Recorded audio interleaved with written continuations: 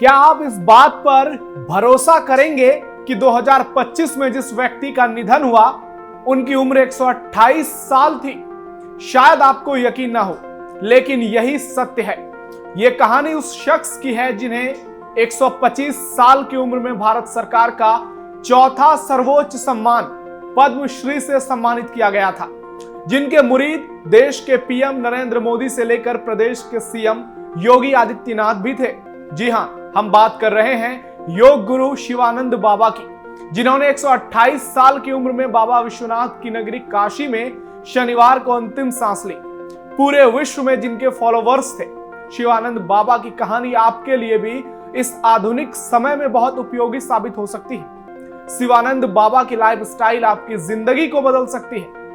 नमस्कार, आप देख रहे हैं कैपिटल टीवी उत्तर प्रदेश और मैं हूं आपके साथ नवेंदु शेखर झा। आज के भागम भाग भरे दौर में 128 साल की लंबी उम्र तक फिट होकर जीना बहुत बड़ी बात है। आइए आपको काशी के शिवानंद बाबा की प्रेरणादायक कहानी बताते हैं, जिसे आप अपने जीवन में अपनाकर एक बेहतर जिंदगी जी सकते हैं। और यही बात सीएम योगी और पीएम मोदी ने भी माना है।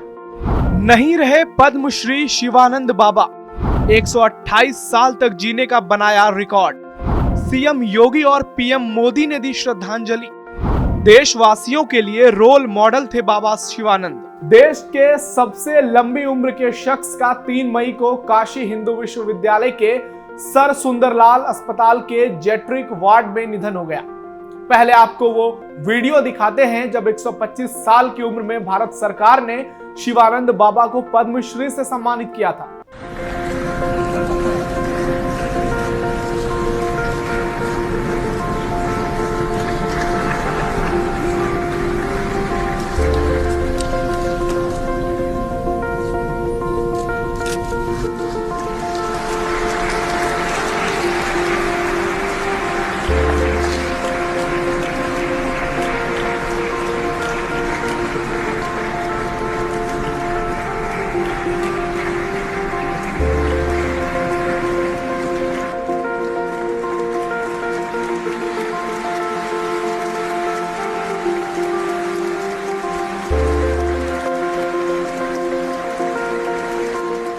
आपने देखा कैसे 125 साल की उम्र में शिवानंद बाबा देश के पीएम नरेंद्र मोदी और तत्कालीन राष्ट्रपति रामनाथ कोविंद को दंडवत प्रणाम कर रहे हैं, जो 125 साल की उम्र में उनकी शानदार फिटनेस की गवाही दे रहा है। इस दौरान पीएम मोदी ने भी झुककर उनका अभिवादन किया था और राष्ट्रपति रामनाथ कोविंद ने उन्हें अपने हाथों से उठाकर इसके बाद पद्मश्री पुरस्कार से सम्मानित किया था। इस मौके का वीडियो भी सोशल मीडिया पर खूब वायरल हुआ था।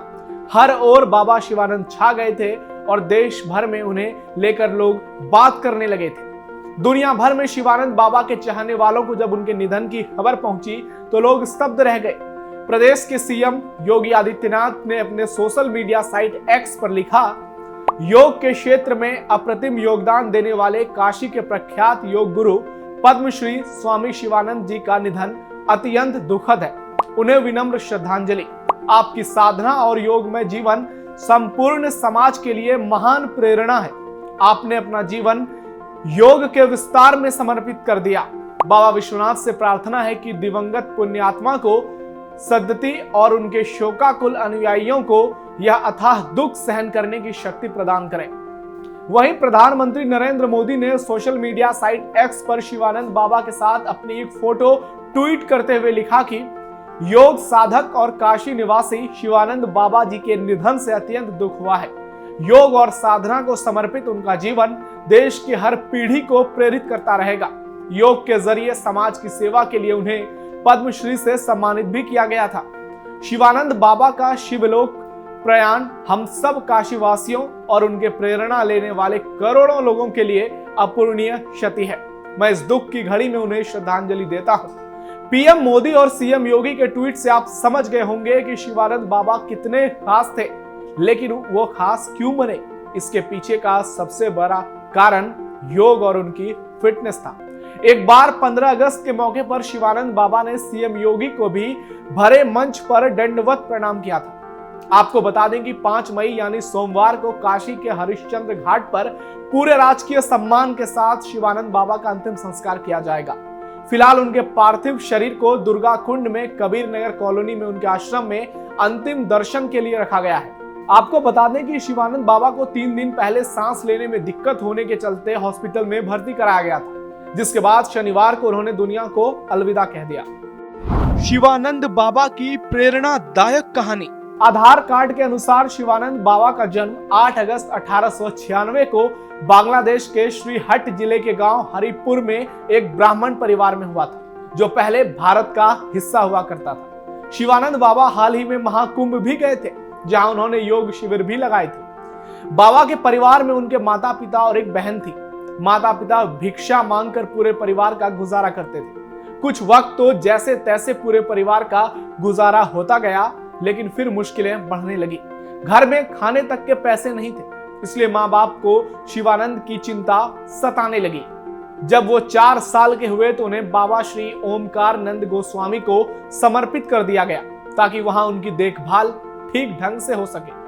बचपन से ही शिवानंद बाबा ने गुरु के पास रहकर शिक्षा लेना शुरू कर दिया था, जिसके बाद ताउम्र उन्होंने योग किया और शिष्यों को भी योग सिखाया और पूरी दुनिया को योग करने के लिए प्रेरित भी किया।